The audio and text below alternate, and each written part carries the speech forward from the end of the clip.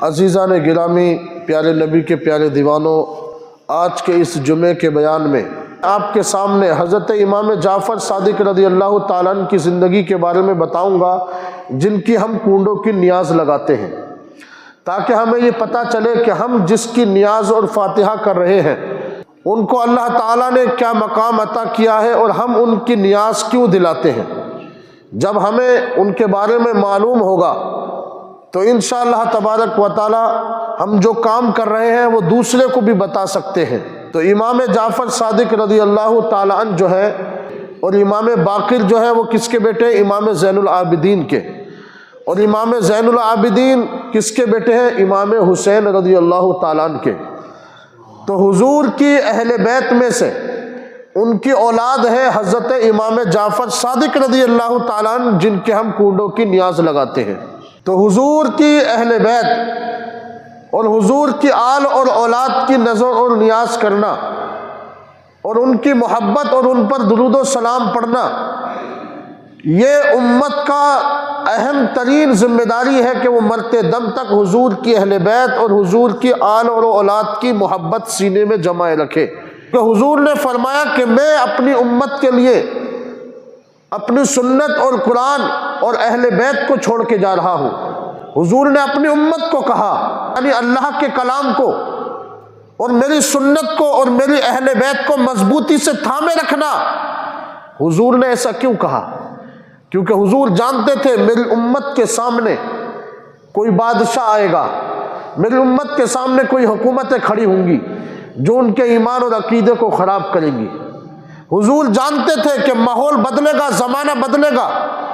حضور نے اس لیے کہا کہ کیسا بھی وقت آ جائے، غریبی کا، امیری کا، حکومتیں بدلتی رہے، ظلم اور زیادتی تمہارے ساتھ ہوتی رہے، لیکن حضور امت کو یہ کہہ کر کے تشریف لے گئے، اللہ کا پاک کلام اور میری سنت اور میری اہل بیت کو، یعنی حضور کی آل اور اولاد کے دامن کو مضبوطی سے تھامے رکھنا۔ جس نے ان کا دامن تھام لیا وہ قیامت تک گمراہ نہیں ہوگا، بلکہ وہ ہدایت کے راستے پر چل کر اس دنیا سے تشریف لے جائے گا۔ وہ ہدایت کے راستے پر رہے گا جو نبی اور آل نبی کے دامن سے وابستہ رہے گا، اور جس نے نبی اور آل نبی کا دامن چھوڑ دیا تو سمجھ لو کہ وہ شخص کوئی گارنٹی نہیں ہے کہ وہ گمراہ ہو جائے۔ تو حضرت امام جعفر صادق رضی اللہ تعالیٰ عنہ کی ہم نظر اور نیاز اور فاتحہ کا اہتمام کرتے ہیں۔ تو ان کی زندگی کے بارے میں آپ کے سامنے کچھ تذکرہ کرتا ہوں کہ اللہ تعالیٰ نے ان کو کتنا بڑا مقام اور مرتبہ عطا کیا۔ یہ جو قرآن اور سنت کے اصول دیکھتے ہیں نا ہم، جو پڑھنے کے لیے، علم سیکھنے کے لیے، اس کو حضرت امام اعظم ابو حنیفہ رضی اللہ تعالیٰ عنہ جو مسلک کے امام ہیں، تو دنیا کے سب سے پہلے اور بڑے مسلک کے امام نے اگر تعلیم کسی سے حاصل کی ہے، حضور کا دین اور حضور کی سنت اور قرآن کریم کی تفسیر کے بارے میں اگر علم و کلام سیکھا ہے تو وہ امام جعفر صادق رضی اللہ تعالیٰ عنہ سے سیکھا ہے۔ یعنی دنیا کے جتنے بھی عالم ہیں ان تمام عالموں کے استاد جو ہے امام جعفر صادق رضی اللہ تعالیٰ عنہ ہیں، جن کی ہم کنڈوں کی فاتحہ دلاتے ہیں۔ تو امام اعظم و حنیفہ کے طریقے پر ساری دنیا نماز پڑھتی ہے۔ کیوں؟ کیونکہ انہوں نے یہ سب چیزیں ہمارے نبی پاک علیہ السلام کی اولاد سے سیکھا ہے۔ سبحان اللہ۔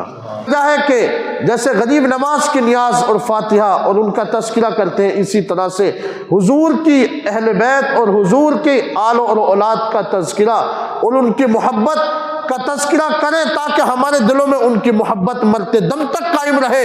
حضور چاہتے تو کہہ دیتے کہ بھئی لا الہ الا اللہ محمد رسول اللہ، بس کلمہ پڑھ لیا ہو گئے مسلمان، لیکن نہیں، آگے حضور نے فرمایا کہ میری اہل بیت، میری آل اور اولاد کی محبت تمہارے لیے لازمی ہے۔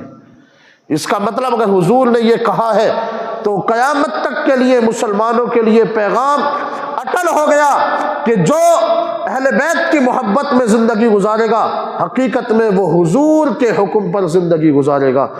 حضرت امام جعفر صادق رضی اللہ تعالیٰ عنہ جن کے ہم کنڈوں کی نیاز دلاتے ہیں، بڑے باکرامت ولی کامل، عالم دین اور حضور کی آل اور اولاد کے وہ چشم و چراغ ہیں کہ خلیفہ وقت، اس وقت کے جو بادشاہ تھے، آپ کے سر کو اور آپ کے ارادوں کو کبھی نہیں جھکا سکے۔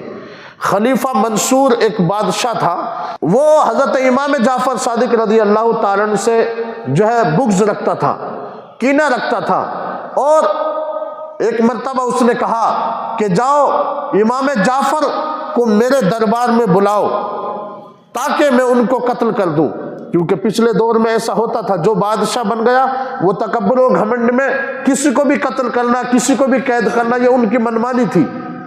لیکن حقیقت یہ ہے، نبی کی امت کو ہر دور میں ظلم اور زیادتی سے اگر کسی نے بچایا ہے تو وہ نبی اور آل نبی کی اولاد نے بچایا ہے۔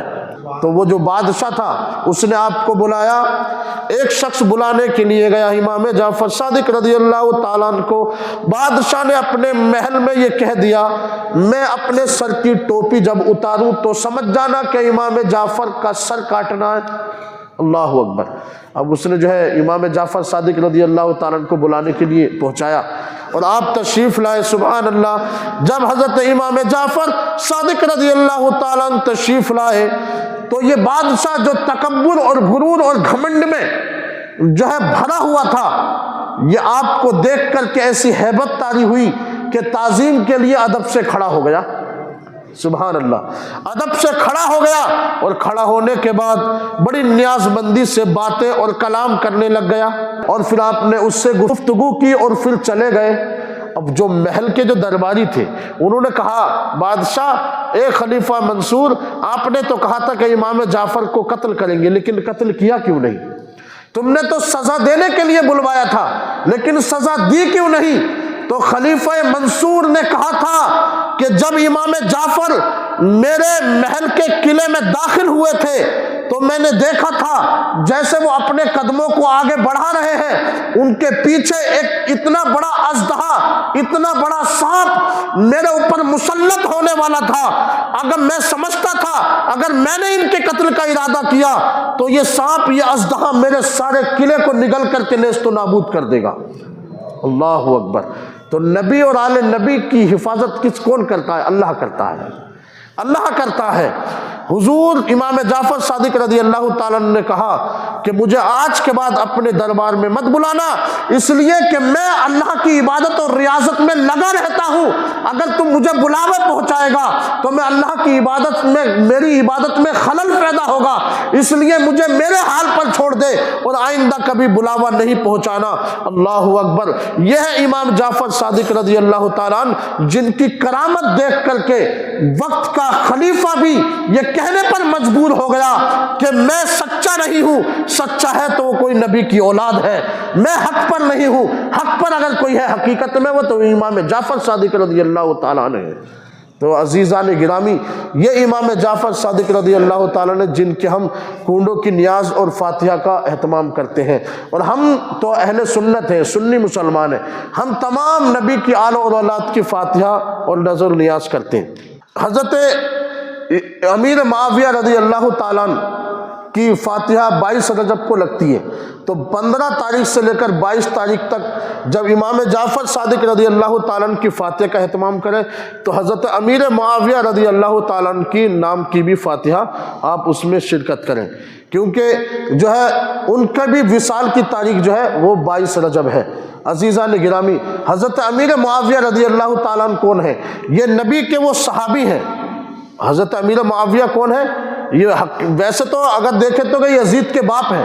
کون ہے؟ یزید کے باپ ہیں، لیکن بیٹا جو ہے حسین کے خلاف اتر گیا، لیکن باپ حضور کے اتنے بڑے صحابی کہ قرآن جب نازل ہوتا تھا تو قرآن کی کتابت اگر کوئی لکھتا تھا تو وہ حضرت امیر معاویہ لکھتے تھے۔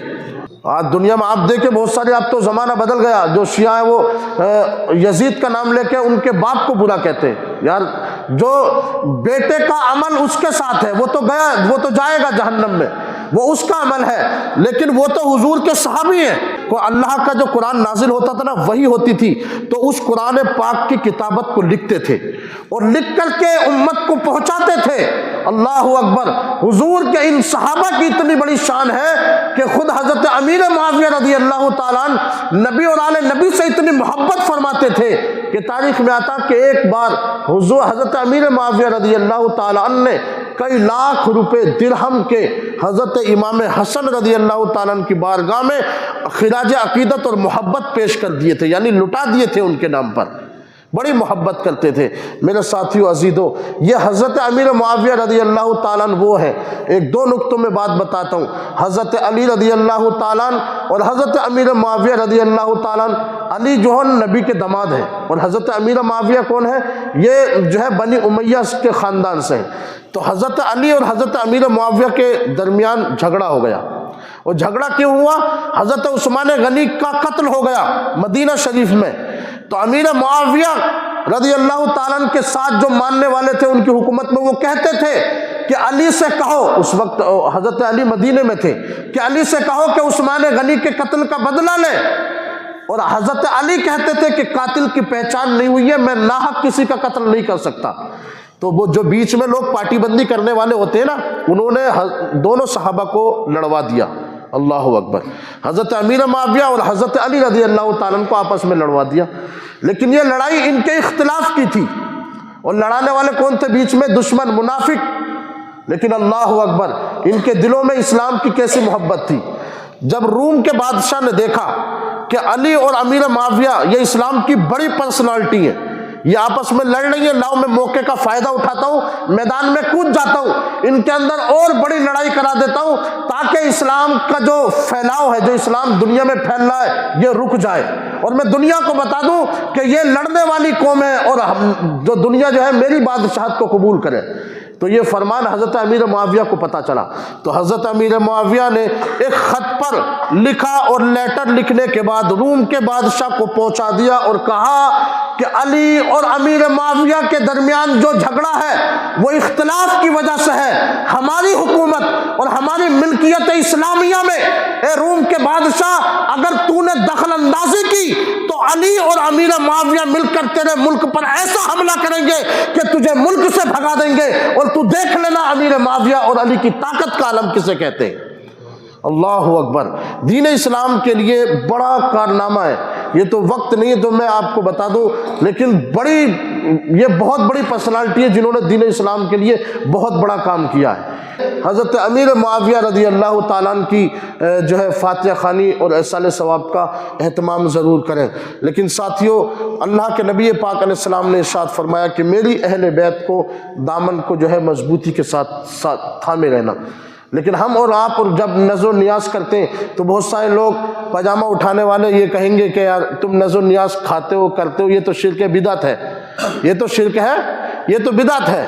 تو یہ چیز تو آپ کو میں سمجھانا چاہتا ہوں کہ قرآن پڑھ کر، سورت پڑھ کر، آیت پڑھ کر ایصال ثواب کرنا یہ تو حضور سے ثابت ہے۔ اگر کوئی اس کو شرک و بدعت کہے تو یہ اس کی بدقسمتی ہے، اور جو نبی اور آل نبی کی فاتحہ کو، نذر و نیاز کو نہیں مانتا، حقیقت میں اس کے دل میں چور ہے۔ وہ کلمہ تو پڑھتا ہے لیکن اس کے دل میں منافقت چھپی ہوئی ہے۔ وہ منافقت یہ ہے کہ وہ دنیا کی تعظیم تو کرتا ہے یہ، لیکن نبی اور آل نبی کی تعظیم نہیں کرتا۔ جیسے ہم سلام پڑھتے ہیں نا مصطفیٰ جان رحمت، تو کوئی جماعتی ہوگا تو اٹھ کر کے بھاگ جائے گا، بھئی کیوں بھاگ رہا؟ نبی پر سلام تو پڑھ رہے، گانا تو نہیں گا رہے، لیکن اٹھ کر کے بھاگے گا۔ کیوں؟ کیونکہ نبی کی تعظیم اور نبی کی عظمت کا قائل نہیں ہے، نبی کے نام کا ماننے والا ہے لیکن نبی کی تعظیم کا ماننے والا نہیں ہے کہ کھڑے ہو کے سلام پڑھوں گا تو شرک ہو جائے گا۔ اللہ اکبر۔ میرے نبی کی بارگاہ میں کھڑے ہو کر تو فرشتے درود و سلام پڑھتے ہیں، تو قسمت کی بات ہے۔ حضور نے کہا تھا میری اہل بیت کے تھامے رہنا، کیونکہ حضور جانتے تھے میری امت فرقوں میں بٹے گی، اس لیے حضور نے کہا میری اہل بیت کے دامن کو تھامنا، میری اہل بیت سے محبت کرتے رہنا۔ میرے اہل بیت یعنی نبی اور آل نبی کی محبت سے اگر تم وابستہ رہو گے تو قیامت تک تم کو کوئی گمراہ نہیں کر سکتا۔ میرے ساتھیو عزیزو، بہت سارے جماعتی آپ نے ایسے دیکھے ہوں گے، دیوالی کی نہ دوسرے بھنڈاروں کی پوری کچوری سب کھا لیں گے وہ جماعتی، لیکن فاتحہ کا جو کھانا ہوگا ایصال ثواب کا وہ اس کو نہیں کھاتے۔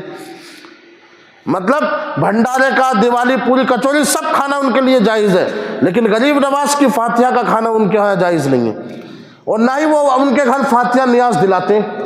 اللہ اکبر۔ یہی فرق ہمیں سمجھنا چاہیے۔